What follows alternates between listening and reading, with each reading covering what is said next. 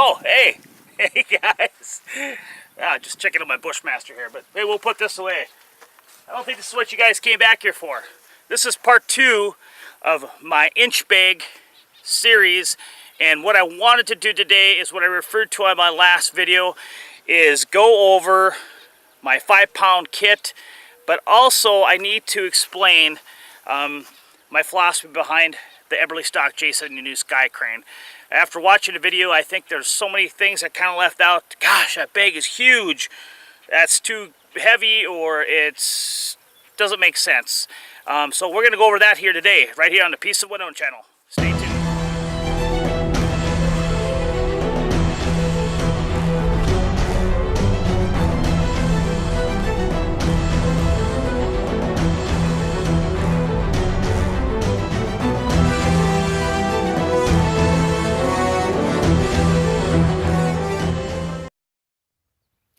Alright, like I said, we're going to be going over part 2 of my inch bag, and I wanted to just kind of go over a little bit of philosophy and use for my particular bag. First of all, I have a plethora of backpacks to choose from. I have even some as far as the Dimara, I believe it's called, expedition bags. I've just been fortunate enough to pick some of those up inexpensively. But I kind of want to show some of the options I had, and then we're going to go over why I got the J79 Sky Crane 2 by Eberlestock. My very first backpack was this Kelty full frame backpack. This thing is still phenomenal and very, very comfortable and very versatile. Only thing I don't like about this one is that the frame kind of squeaks, but that can be corrected. Still would use this one. Matter of fact, this was my previous inch bag. Second of all, my previously reviewed, this is the Alps Traverse EPS bag. It has an expandable pouch so you can stuff meat and stuff in there. There was a specific reason why I bought this, is that this has a weapons carrier kind of system. It was my first real backpack that had that. Both the Kelty full frame and this come in around about 5.5 pounds. And probably my best backpack I ever bought, other than with the Eberlestock, is this Gregory. This is an old, I want to say this is like a 65 or 70 liter. This thing is humongous, and this one comes in under 4 pounds. This is an older one, kind of has the old Kundura stuff. It has a pouch on the back or on the top. This can turn into like a waist pack or stuff like that. But backpacking, this would be my multi-day backpack, which more lightweight, stuff like that I would do. The Traverse I would use like at a night, and that Kelty I would use anywhere. Alright, let's see if I can pick this son of a gun up.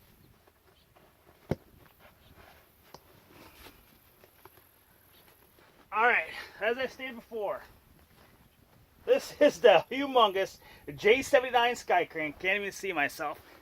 Whopping in at 64 pounds. Gets up around that 75-pound mark, 80-pound mark with water. This has ammo and food in it and gas. So we're going to break this thing apart because I want to show you my philosophy behind. So basically, what you have here is about 4 different parts. You have the top bag, which is what I'm going to refer to as my 5-pound survival kit several times in here, which was inspired by the PM101 channel a long time ago, and I've had that in many different kits. Then underneath these straps is what makes this thing look huge, and it's going to get even bigger, is I have right here, this is the Eberlestock J Series dry bag. Now the cool thing about this J Series or J79 is basically how this thing can expand or de-expand, or however you want to say it. But I can easily, on the sides, if you can see that there, I can easily zip off this product. Top bag here is basically a dry bag. This comes in at a whopping 11.5 pounds. But what's inside here will make sense when we go over to shelter. Okay, so I have all my bedding, my shelter, and outer clothing for colder weather. Living here in North Dakota, obviously want to be able to do that. So that's all in here. And also I have a military MSS sleeping bag, and I have a tent and some other things. So once we get to the shelter module of this, we'll go over that bag. Then secondary what's inside of the J79 Sky Crane is the G1 little brother I referred to a few times in the last video. This has the bulk of everything in it. So this one, the pack itself only weighs about 4 pounds, but about 3.5 pounds I believe. Don't quote me on the specs, I'll put them down below. But this G1 little brother here is the bulk of everything. Has an upper lid. It's kind of like a littler version of the G79, but not so much. But you can top access through here and also through here. This is just an excellent all-around bag. You could even utilize it as a like an EDC bag. I actually took this down to a trip in Florida, and this was my carry-on. And then the bulk of this right here is, as you can see, is the J79 Sky Crane.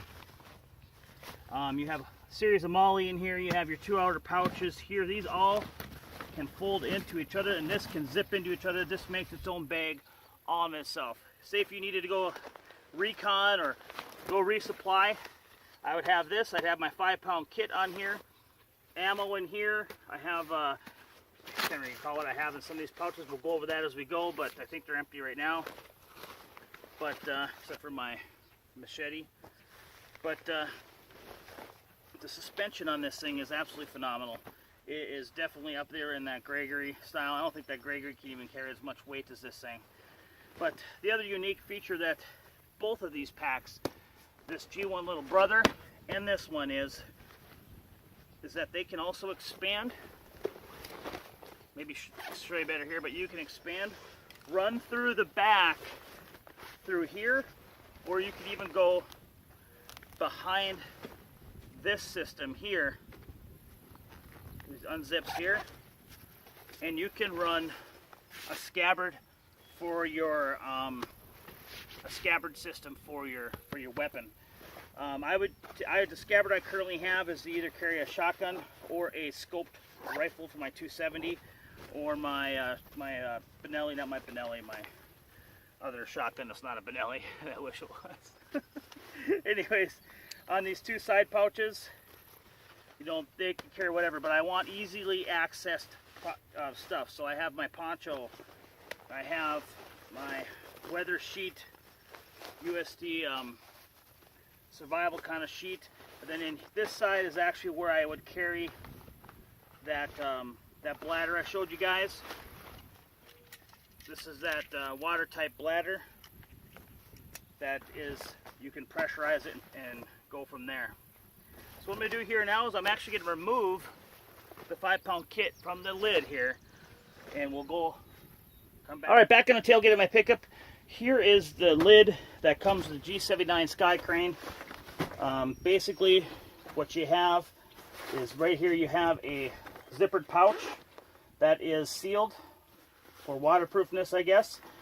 Get your keys in there, and also it has its felt lining here, so you can maybe possibly put some glasses, something like that. But I got this thing packed out, so it kind of, yeah, you can still get some sunglasses in there pretty easily.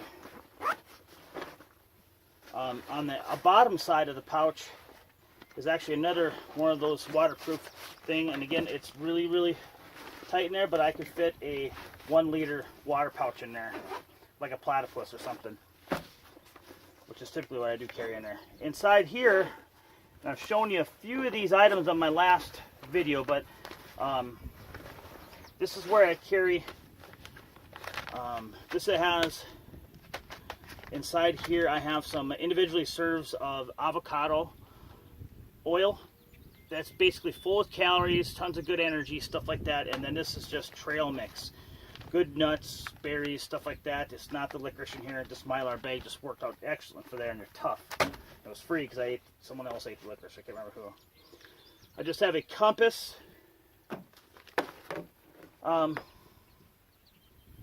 This is a cheap compass, but it points north and it works for what I need to do down here. I'm not as good at navigating. I live in the plains. Seeing where we need to go is not as vital. So now if I got somewhere I didn't know where to go, I'd have maps and everything in here. I'd probably stuff them in that where that water thing is. So just first initial fire starting device is my UST Strike Force. I love this thing. This thing works great. They're bulky, a little bit on the heavy side, but you got plenty of lighting capability with that UST. Then I have just a little scoop shovel. I find that I always need and use a little shovel when I'm out and about, or not out and about, but when I'm out doing these kinds of things. And I found that it was useful for the weight and size to have a little trowel in there. Another little secondary thing I have in here is I have one of those chainsaw saws. Okay, chainsaw saws. I don't need to really take it out. It's one of those chainsaw blades that has a thing on it. They work. I have a lighter in here as well, and I have an actual, I believe this is a Swiss Army Farmer, and then I have a little Lansky or a Smith's sharpener. I hope I'm in frame, but that's what I have all there. Is I have all those 3 items in there with the saw, the chainsaw little handle saw. They work good. It's not what I'd use initially, but for a little bit of redundancy or in case of emergency, that's a perfect little thing. They're not super light either. Then I just have a headlamp. I love these old, I've had these Colemans for, I don't know, a couple years. They work excellent. I have another flashlight which was sent to me to review from E-Tech City. It actually has a portable charger on here. I can get about a half of a charge on my S7. And it also converts to a little lamp and blinks and stuff like that. So there's some capabilities here that I felt that was nice to have. That lamp and this thing will run for 2 days straight on a full charge. And again, this is USB rechargeable, all that kind of fun stuff. So if I don't have a way to recharge it, it's kind of shot to me, so I can just ditch it. This runs on AA batteries. There's my Sawyer squeezes, which I keep in this particular kit. This is what I showed you in my water video. And then in my fire kit, I have another lighter. I have 2 tea candles, teacup candles, or whatever you call it. And then I have a little, basically a triangular or butterfly stove with little S-bit type of fuel on it. That all fits in this little dollar store. I also have some, it's like trioxane, liquidized kerosene type of stuff in there. That all fits into this little dollar store kit I have here. I don't know if you've all seen this, but they have this at Walmart now. It's this UST, and it's paracord. I think it's 50 feet, but there's also in the inner strand in there, you can start fire. So there's a fire starting device on there too. Real fire heavy on here, and I wanted a way to boil water, so that's why you see that little stove. And I also brought just your basic stainless steel cup, which I stuff my tarp, and there's some other things in there. So I just threw some Folgers coffees in there, just a little pick me up. I'm addicted to coffee. So inside here, my shelter and my sleep system, in case it really hits the fan and I'm just as uncomfortable as it will be. But I have some bug spray and a mosquito net. And then inside of here, I have the SOL emergency blanket. And inside of there, I was able to fit a bandana, some duct tape, and I believe, maybe not in there, thought I had a signaling mirror, but I have some duct tape wrapped around a credit card, that kind of stuff. A bandana, cotton bandana, or poly. I don't think that one's 100%, but I think it's partially cotton, partially polyester bandana. So that's what I keep in there. And this is your basic outdoor products 5x7 tarp that you can get at Walmart. You could look at a million other videos. Everybody's made tons of shelters out of these. I've used this thing in 100 different ways, and I've always been happy I'd have one. Matter of fact, that's my last one. I don't know what I've done with the rest. kind of with more of a food procurement. I've done a video on this in the past, but this is my fishing kit, and I'll go over a little bit of it, but basically I have my basic, there's some flies, there's some triangle hooks, there's some jigs, there's a little float in there, and this thing is pretty watertight for the most part. And then I have some 10-pound test on here, and I have some steel leader on here, and then I have another float with the weights in that side. Basically what I do is I will take the mono line here, I will rig it up however I want, and then I can actually take this and I can toss it out and then reel it back up like that. There's also some pretty good, about 10 feet of duct tape on here as well. Camouflage duct tape, so that makes it better. But my cutting device I have in this particular kit would be my Light My Fire, as long as with my Swiss Army. This is a fantastic little stainless steel knife. You're not going to obviously do any batoning with this. I would if I had to, but being it's not full tang and stuff, I wouldn't use that. But this has a great little Swiss steel on end. And people always complain about these sheaths, but I don't mind them whatsoever. Then inside of this kit is basically minor little boo-boo cuts and stuff like that. I do have some water purification tablets. I do have a mask to put over your face, some other things, some Benadryl, those kind of things. I have a sewing kit in here. And then I have a signaling device, as well as, when I drop it on the ground here, a little whistle. I don't know where I found it, but it works freaking phenomenally. So sorry if I hurt your ears on that one. But yeah, that all fits inside of this little kit. I got chapstick. I got more in here than I remember. Benadryl, stuff like that, antacids.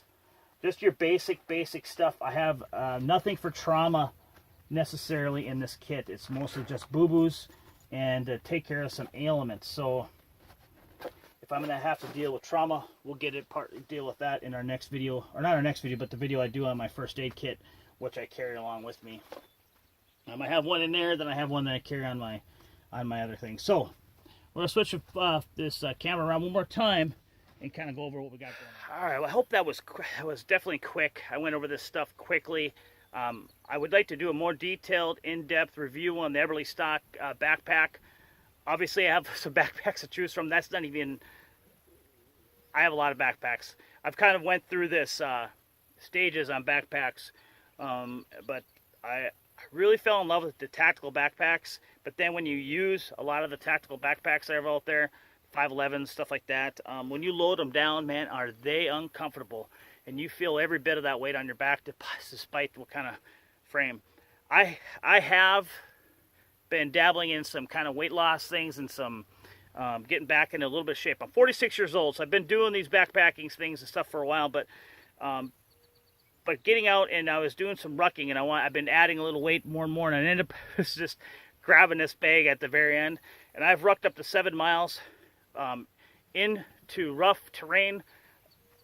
Now, this doesn't even do it justice, but if you look way, I don't know if you can see along those cliffs there, we have a little area called the desert where all those trees, it's all real sandy, and it's a lot of up and down terrain over trees and stuff like that, and that's where I've been finding, that's where I do my workouts and stuff. I go 3.5 miles in, 3.5 miles out. I started with a 25-pound bag, worked my way up into that 64 pounds of pure bliss. But the Eberlestock carries it really, really well. If I put 64 pounds in a different bag, like those tactical bags and stuff like that, you're definitely going to feel those bags. So when it comes to quality and spending the money on the right thing, my advice is to buy a good backpack. Am I recommending Eberlestock?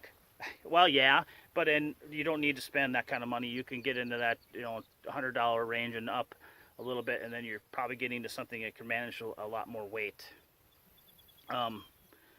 Other than that, I'm not in the military, never claimed to be, but those guys have definitely proven that you can carry a lot of weight in under stress. So that being said, now a little bit more on the philosophy of the I.N.C.H, the I'm never coming home bag.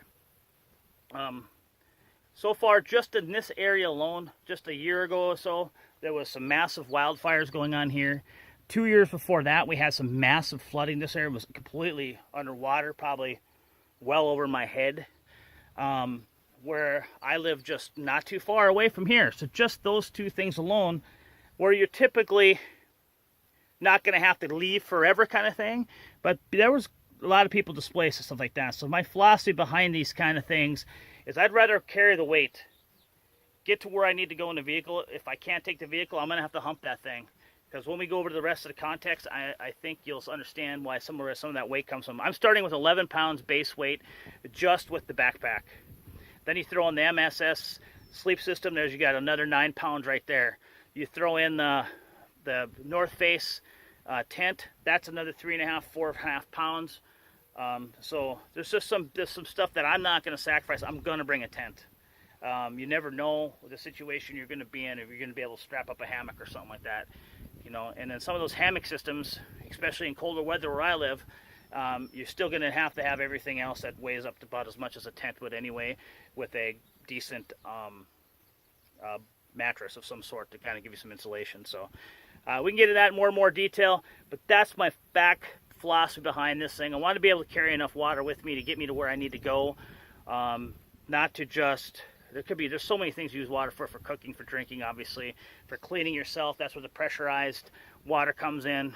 That's where the source would go on the back of my G1, that would be in the inside, and then I have my canteen for drinking on the outside. So kind of just back up some of the stuff I didn't get over on my first video on that water. Can't have that titanium gear. I find it's very durable. It boils water fast, and it saves me some weight. So any weight savings I can get with this system, I'm going to take it. Same thing like with using a poncho and that heat sheet. I'm bringing that stuff with because you just never know. So felt I needed to do a part 2, which actually wasn't going to be my part 2, but this part 2 to kind of reiterate how my bag is kind of working and how my water systems, what my philosophy, my thinking behind those water systems are. And also to kind of reiterate the fact that anything can happen at any given time, and to be able to have this something like this, it's nice to have, and to have the philosophy that hopefully never have to use it. I hope it's not like a civil unrest situation that we get in. Fortunately, I don't live in a really highly populated area, but it's populated enough. But hopefully I can get out of town in 2 minutes. So that's a good thing. Would I wear that particular backpack in an urban setting? Absolutely not. I don't even know how I'd get it around an urban setting, but it sort of screams military. It sort of doesn't. I don't know, but it's huge. It makes me look like I have a ton of stuff, which obviously I do.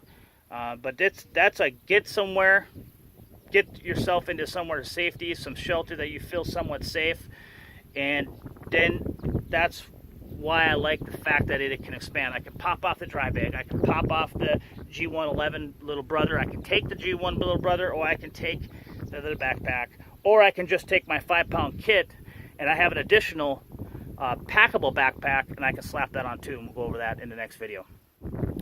Hey, thanks for tuning in to Peaceful and Preparedness Outdoors. This is Todd, and always remember, always be prepared to live.